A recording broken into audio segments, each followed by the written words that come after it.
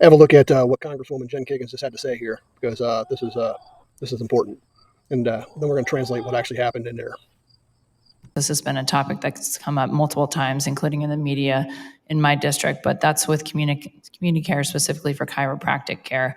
And what we have advocated on different levels, including meeting with the new executive director about that approval process. And for some reason, chiropractic care is always the one that's highlighted. But I believe, as a nurse practitioner, again, that we should be able to treat the veteran with the pain modality that they respond to the best. If it's chiropractic care, great. If it's physical therapy, if it's medicinal, whatever that pain modality is. But why can't we get that approval process done so that our veterans who respond best to chiropractic care can continue to get that chiropractic care? I don't want them to resort to other types of either we see overdose issues, we struggle with mental health issues. Let's get our veterans the proper treatment with the pain modality they respond to. And if it's chiropractic care, it should be that. So what is the VA doing to address that issue? So, Congresswoman, I'd say that this occurs most of the time when it comes to our employees trying to assist every veteran with the next best step in their care.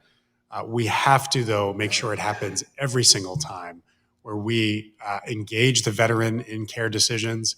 If a veteran tells us that chiropractic care is assisting with their pain and their function, we should do everything we can to honor that. Now, there may be sort of many dimensions of your question around how requests for service are approved to continue a community care episode, making that initial decision to refer a veteran to the community if we don't have chiropractic care.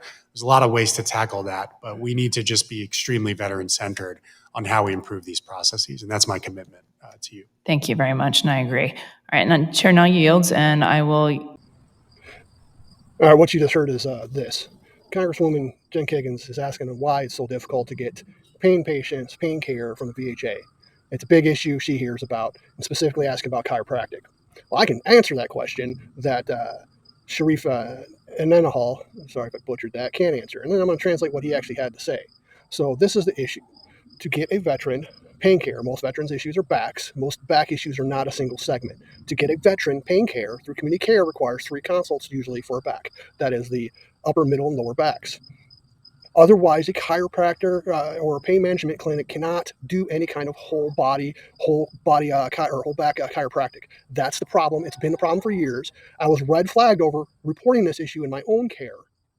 And that goes into now translating what that scumbag had to say. What he is saying or not saying is this. In the past 7 to 8 years, the VHA has now been reporting more veterans as violent and disruptive threats than they are actually diagnosing cancer. Most of those violent and disruptive threats are actually pain patients reporting uncontrolled pain and unsatisfactory pain management, not just opioids or whatever else. That is for every bit of the care. So when I would go in and say, hey, this treatment that the VA used to provide me but refuses to provide me any longer, which was like an acupuncture and chiropractic care, the VHA kind of fiscal people over at the community care side of the house through the actual so like my stuff would go through the PMR clinic at VA Ann Arbor because it's my headquartered hospital. That clinic supervisor would then deny those clinic consults to cover my entire back.